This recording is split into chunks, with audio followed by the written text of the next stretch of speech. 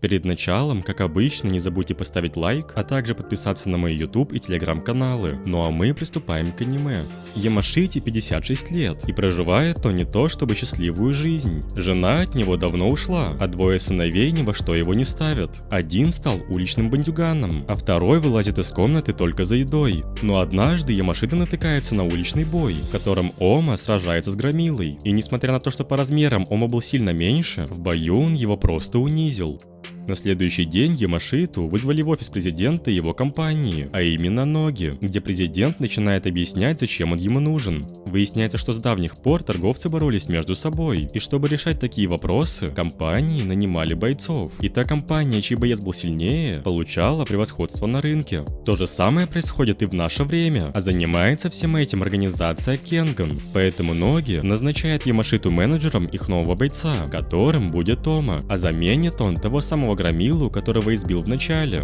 Так как за бойцом нужно присматривать, Ямашита приходит его навестить и обнаруживает, что на обед у Омы свежепойманный кабан. Однако пообедать ему не дали, ведь пришли двое бойцов, чтобы бросить ему вызов. Первым на него напал кикбоксер, но Ома с ним быстро расправился. Второй же нападать не стал, ведь по его словам драться не будут в следующем матче по Кенгану.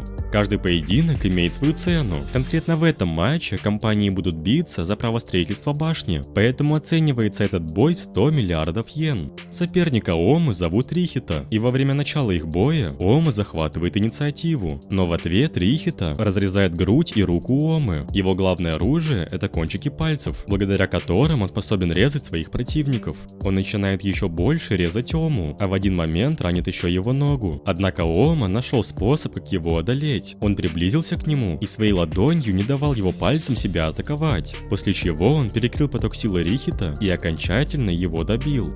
Эту победу Ома, Ямашита и секретарь Ноги по имени Каэда решили отпраздновать. И во время этого Ому спрашивают, почему он вообще занимается боями. По его словам, он просто хочет показать миру, что он является сильнейшим. Вот только настоящую причину он им не рассказывает. Его следующий бой пройдет на парковке, и драться он будет против лучшего рестлера по имени Сакибаяши. Ома тут же рвется в атаку, правда его удары вообще не ранят Сакибаяши, который одним ударом отправляет Ому в машину. По его словам, у бойцов всегда есть возможность увернуться от удара, или еще каким-то образом постараться его избежать, но он, как профессиональный рестлер, должен принимать абсолютно все удары. Сакибаяши полностью захватил инициативу и, играясь на публику, унижал Ому. Из-за этого он попал в свое сознание и взял некую силу в долг. После этого Ома просыпается, будто сам не свой, и начинает избивать Сакибаяши шквалом ударов. Все заметили, насколько он стал сильнее, но также было видно, что дерется будто бы не Ома. Но в этом состоянии он поражает трахею Сакибаяши и одерживает над ним верх.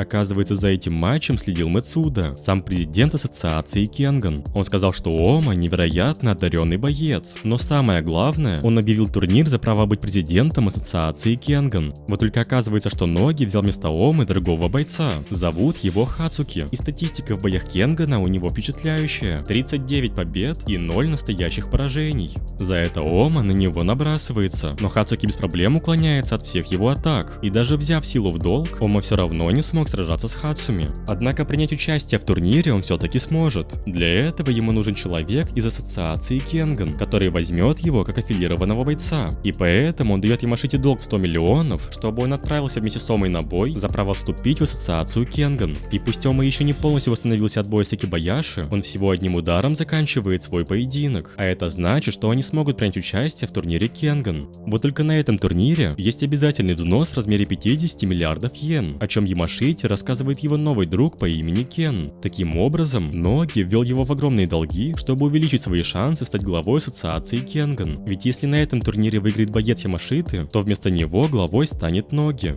Ну а пока немного о прошлом. У Омы был учитель по имени Ника, который научил его своему стилю Нико. В какой-то момент его убил Гензан, а потому Ома поклялся за него отомстить. Однако за него это сделал Кирю, ученик самого Кензана, а потому теперь Ома должен одолеть его. И встретиться они решили на турнире Кенган, чему Кирю, кстати, был очень рад, ведь он считает Ому своим богом, который должен принести ему разрушение, убив его. Наконец все участники прибыли к турниру. Правда, не все из них будут допущены к его участию. Те, у кого есть приглашение от ассоциации, должны пройти на борт лайнера, который отправится на турнир, а остальные участники ИОМа пойдут на другой корабль, где им предстоит сразиться между собой за право попасть на этот лайнер. Бойцов там было около сотни, но только пройти дальше смогут лишь 5.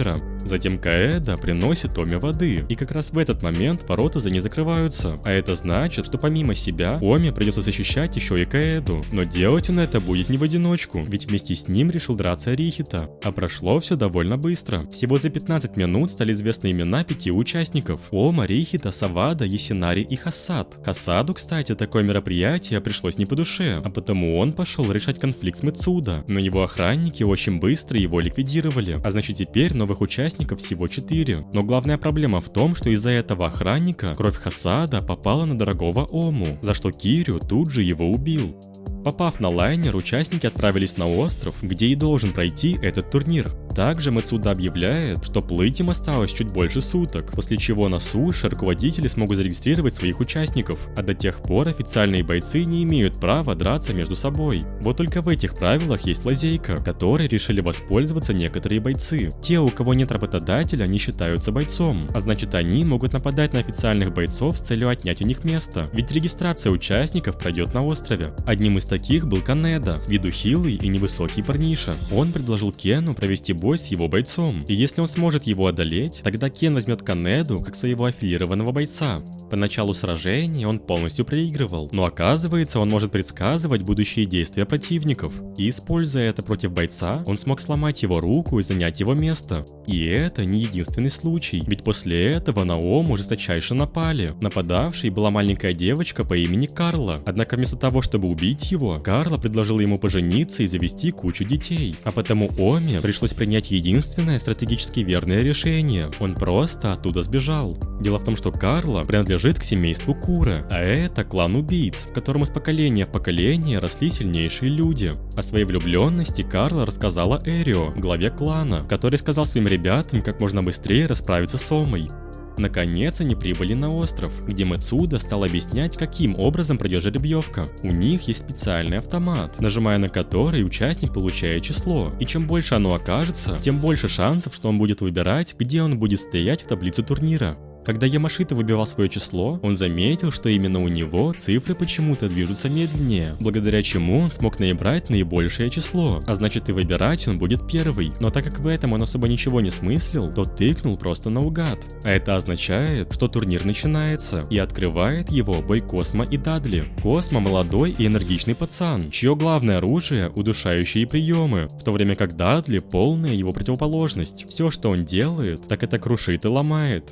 В матче Космо захватывает инициативу, нанося серию ударов, после чего и вовсе валит Дадли на землю, думая, что уже победил. Однако Дадли хватило одного неполного удара, чтобы неплохо так ранить Космо, а затем уже он начинает сбивать его, не оставляя и шанса. Поэтому Космо пришлось использовать свой удушающий прием, чтобы заставить Дадли потерять сознание. И пусть он выиграл в матче, этот бой ему дался очень нелегко.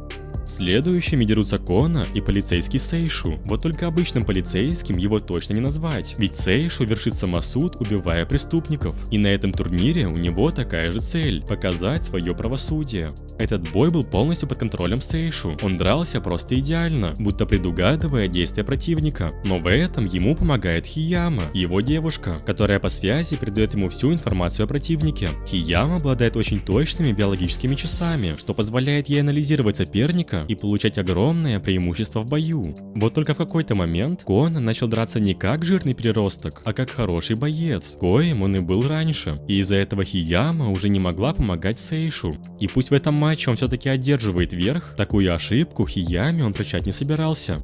В следующем матче будет принимать участие компания под названием Undermount. Вот только ее глава является марионеткой, ведь человеком, который стоит за всем этим и управляет издалека, является Кенза, сын Ямашиты. Все это время, сидя в своей комнате, он управлял огромной компанией, которую сам же привел к успеху. И на этот поединок он нанял семью Куре, а именно Райана, самого сильного и бешеного из них. Вот только параллельно этому он копал под них некую информацию, что главе семейства очень не понравилось, а потому он направил своих ребят следить за его домом. Тем не менее, на арену выходят Райан и Мокичи, дерущиеся ради своей сестры. Оба бойца начали бой особо не выкладываясь, но инициатива потихоньку уходила к Мокичи, пока в один момент он вонзил Райана в землю, думая, что уже победил. Вот только Райан все-таки из клана Кура, а они могут высвобождать истинную силу человека, а Райан способен это делать на 100%, и показав свою настоящую форму, его уже было не остановить. Поэтому этот матч он очевидно выигрывает, а это значит, что наконец очередь подраться доходит до Омы.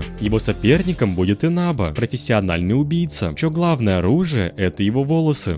Используя стиль Ника, Ома довольно легко выигрывал в матче, раз за разом нанося Инабе сильные удары. Но в один момент Инаба словил его своими волосами, связывая глаза, шею и руки. Это заставило Ому активировать аванс, и уже в этой форме он окончательно добивает Инабу, одерживая верх в своем первом матче. Вот только использование аванса сильно сказывается на его сердце, а потому после матча его рвет кровью. Это заметил врач этого турнира по имени Ханафуса, и ему стало интересно, что же произойдет раньше. Смерть Омы от рук противника или смерть Омы из-за чрезмерного использования аванса. На этом турнире есть участники, которые считаются главными претендентами на звание победителя. Одним из таких является Такеши, и он это доказывает, заканчивая свой матч всего одним ударом.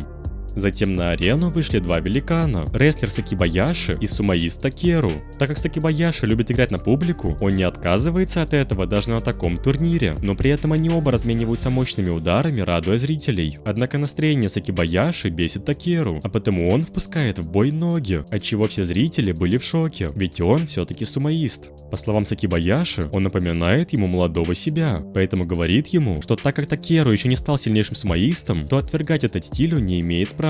Сакибаяши начинает драться еще усерднее, а потому в последний момент он перенаправляет сильную атаку Такеру на него же самого, благодаря чему из этого поединка он вышел победителем.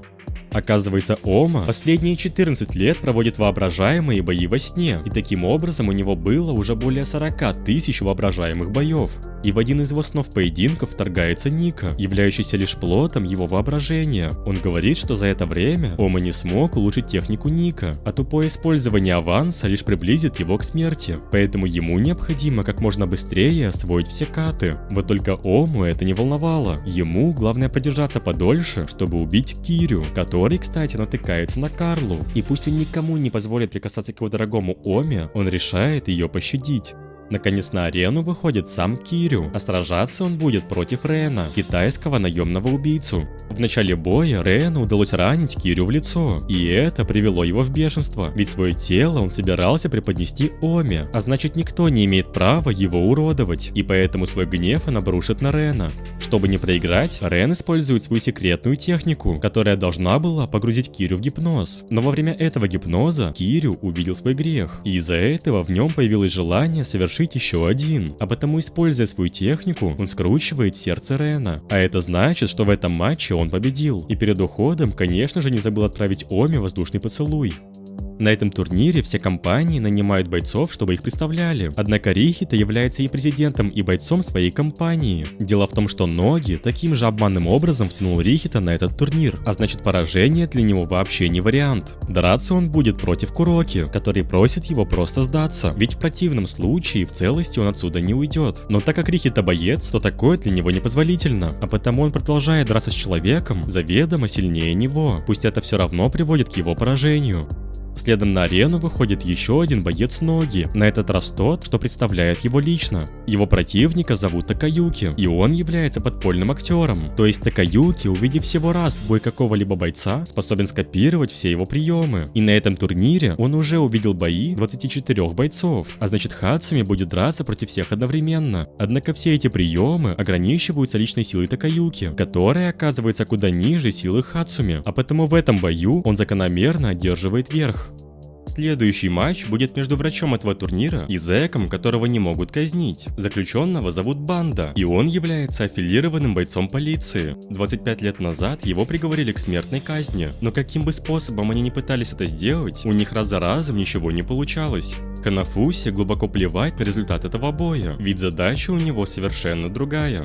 Начав поединок, Ханафуса бьет в слабые точки тела, однако Банда тоже учился на врача, а потому сразу понял, как именно дерется Ханафуса. Вдобавок он обладает невероятно эластичным телом, поэтому когда Ханафуса собирался сломать ему шею, Банда отодвинул кости так, что сломал ему пальцы. Вот только боли Ханафуса вообще не почувствовал, ведь модернизировал свое тело так, чтобы не чувствовать боль. Но на этом работы над телом не заканчиваются, потому следом Ханафуса достает из своих ладоней клинки. Оружие на турнире запрещены, но эти сделаны из его же костей, так что технически он действует по правилам.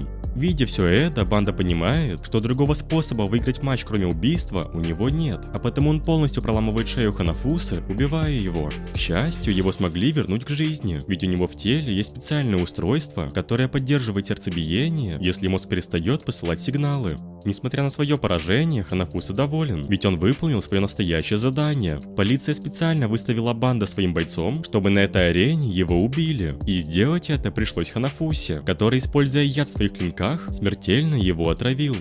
После них на арену должен выйти Канада, что недавно отнял место у другого бойца. Его соперником будет Гаоланг, или же тайский бог войны. Раньше он был успешным боксером, а позже стал воином в королевстве. И на этом турнире он ради потенциального блага своей страны. Как и прошлый свой бой, Канеда начинает пропускать кучу ударов. И это при том, что Гаоланг совсем не старается, считая Канеду слишком слабым соперником. Однако все это время Канеда его изучал. И пусть он мог предугадывать его удары, он просто не успевал ничего с этим сделать. Тем не менее, Канеда просит Гаоланга отнестись к нему со всей серьезностью, ведь Канеда понимает, что он слаб, но при этом он делает все, чтобы стать сильнее, а потому не надо его жалеть. Гаоланг оценил его силу духа, а потому последнюю серию ударов он провел со всей мощью, и несмотря на его силу, он смог уложить Канеду лишь 10-м ударом, что также говорит о немалом мастерстве Канеды. Оказывается, перед этим боем Канеда выпил кучу обезболивающих, и зная это, его товарищи всеми силами пытались отговорить его от боя. Но из-за своей слабости с самого детства, Канеда не мог отказаться от возможности приблизиться к силе, пусть по итогу это его чуть не убило.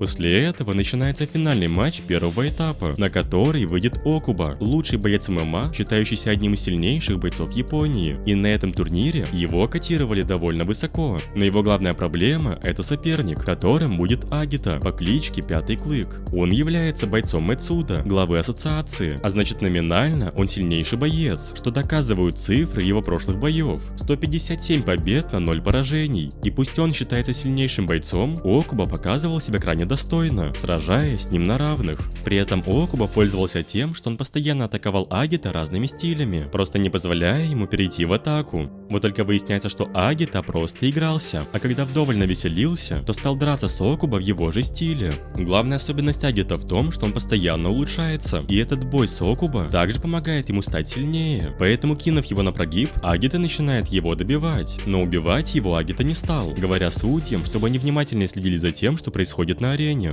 Как все и ожидали, Агита прошел в следующий раунд, но у выхода из арены его поджидал Ома, которому Агита сказал, что ему ни за что не выиграть в левом блоке, ведь в следующем раунде он проиграет Райну, который в разы сильнее него. Ома собирался кулаками доказать обратное, вот только его останавливает галлюцинация Ника, говорящая ему, что в его нынешнем состоянии он просто даст ему себя убить. Ему Ома не поверил, но зато поверил ноге Агита, который впечатал его в стену, вдобавок еще раз говоря ему, что он просто слабак. Это еще сильнее ударило по уверенности Омы, поэтому он пошел тренироваться к скалам, где к нему снова приходит Ника. Он говорит ему, что главная причина его неудач – это неуверенность в стиле Ника, на что Ома отвечает, что как можно быть уверенным в стиле человека, который не смог им защитить себя.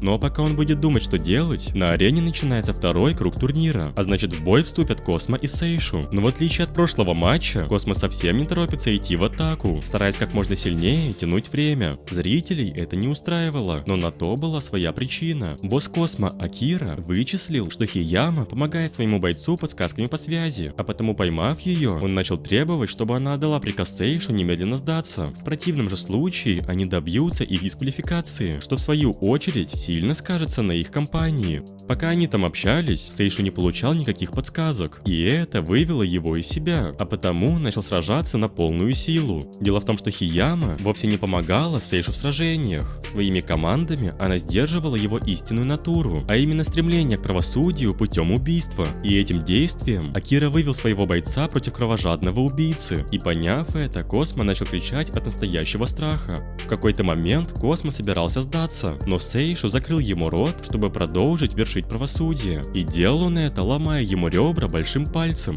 Когда Космо от боли терял сознание, Сейшу ударами приводил его в чувство, чтобы Космо смог вдоволь откупиться за свои содеянные грехи. Добиваясь своего, Сейшу почти было убил Космо, но в этот момент он вспоминает своего учителя и данное ему обещание обязательно его одолеть, а потому Космо начинает сражаться так, как не сражался раньше.